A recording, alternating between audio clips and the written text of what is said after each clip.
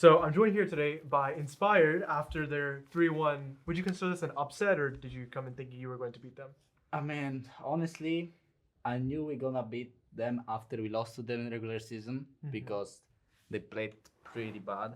But I was like thinking, for sure they realized they played bad, so they're gonna change something, and maybe it's not gonna be that easy. But they didn't really change much, so it went like I expected it to So go, I guess. pretty much not an upset in that Yeah, case. I mean, in my mind, it wasn't an upset, but if in people's mind, for sure, no one really expected we're gonna win because I think we were a bit shaky in the other games. But right now, we started try harding. Yeah. Yeah. So before the game, your org tweeted, "I love picking Ivern, sitting in bot bush and meowing from my bot lane." Is this Yeah. true? Yo, bro, like, did you ever do that? It's so nice. Like, Do you want to meow right now?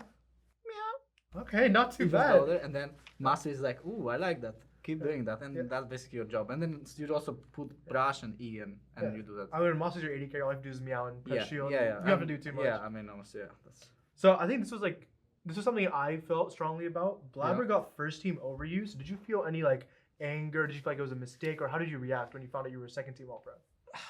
I mean, I didn't really like overreact. I think like, oh, someone like maybe could like be a bit more upset than me because they finished first in the regular season, and I think he was playing pretty well every game. So like, if would get first team all pro and I would get second, I would be like, that's more understandable. But Braber going above both of us when I think both of us played better than him was a bit weird.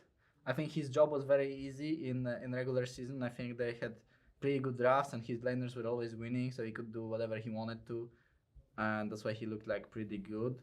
But I never really felt like he's doing something that is like really good for the game he's the difference maker for his team.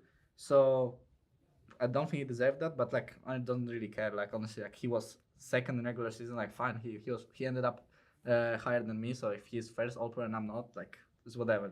So I mean, if you were to change it, would you put first then in that case, or? Yeah, I think it's close between and me. I think I'm better, but I think played pretty well with his teammates this split. So I think maybe he played better than me. That's like arguable. I think I'm a better player, but I could give him first all pro for the way he played this split. Yeah, for sure, that's respectable. And I think coming into today's game, C9 is known for their laning.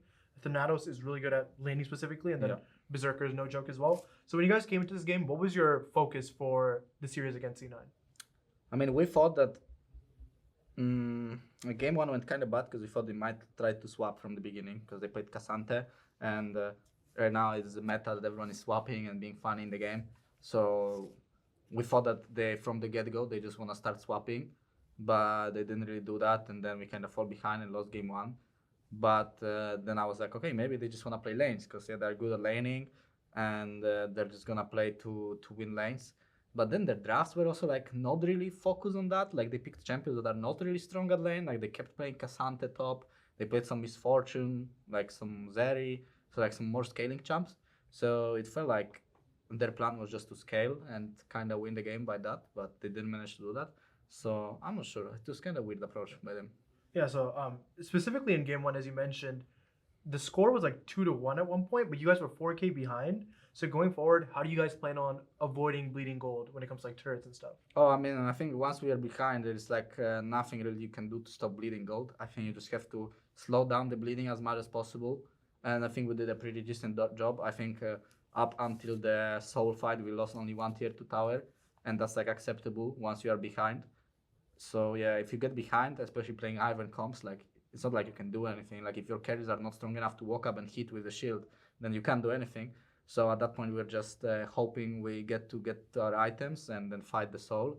And that's what basically we did. So we were just stealthing and hoping that enemies are not good enough to abuse their macro and like get that big of a goal lead that they will just win the team fight. Yeah, I mean, even in that game, it was so close. It came down to the Nexus. You guys could have 3-0 today. So I think it's definitely some good signs. And speaking of good signs, I think coming out of the NRG series, a lot of people started doubting you guys a little bit more. But now that you've played both NRG and C9, what has FlyQuest learned from both of these series? Man, today we were just really locked in and we were not making mistakes. I think that was the difference compared to NRG, and we were really happy with getting small victories. While in the NRG series, I think we were not really on the same page, and sometimes we were too hasty in the team fights. Like we started winning the fight or getting a good trade, and then we kept chasing for no reason, and then we like trade kills, and when you trade kills, the game becomes a bit messy. So I think today we just locked in a bit better. Like we always knew how we have to execute stuff, but I don't know, maybe it was just first series of playoffs, so we were a bit nervous and we're like going for the angles that we shouldn't really be going for. And today it felt like we were really fine with just farming and looking for the opportunities that are actually good for us, and we don't have to overforce them. So I think that's why it just looked pretty easy today.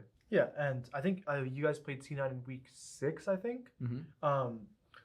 Their mid laner is your former teammate, and in the pregame interview, he said, if both teams play at their best, it won't be close. So, Yeah. I mean, I guess you agree with the statement. I mean, they didn't play at their best, that's for sure. Mhm. I think they're better than this. I think they're good players, but I think they just don't have a leader in the game. So, yeah, I think they just don't have a leader in the game to do correct plays. It seems to me that after tier 1 towers are dead and they're winning the game, they don't really know exactly how to snowball the game. So, yeah, I don't know. I think they're decent players, but they're just lacking a shot caller. Yeah. So I think the last question I have for you is, when I say aura, like, do you know what aura means? So who would you say? Aura. Yeah. Who would you say on FlyQuest outside of you has the most aura Most aura. on the team? Yeah. I mean, everyone has aura, but like different types of aura. Yeah. So like when you think like kind of like Chad, you know, like. Oh, and Wipo is like very Chad aura. Like Yeah. the way he plays, he just doesn't care. Like sometimes he will just go 0-5 and run it down, and sometimes he'll be like taking waves on weak side, and in teamfight he will flash W someone, one shot something, and make some crazy plays. So Wipo for sure has the aura that sometimes is very int aura and sometimes is like Giga Chad aura. Mm-hmm. And Quad has very stable aura. Yeah, he's like calm. yeah, very calm aura. Alan changed a lot over the split. Like at the beginning he was very crazy type of aura going for montage plays. Right now he's like way more like a control support. Yeah, conserved. Yes, that's like he knows his win conditions way better than he did before. Before he was just running around. If someone gave him a fight, he would just fight and try to outplay. Right now he's just looking at the whole map and big picture. And Masu has the ADC aura. He's just farming. Yeah, he just does his job. Yeah. Yeah. So I mean, it is your mid laner's birthday. Do you have any message for Quad? Happy birthday. Now you know how I feel being 22, the old boomer. Yeah. Thank you so much for your time, Inspire.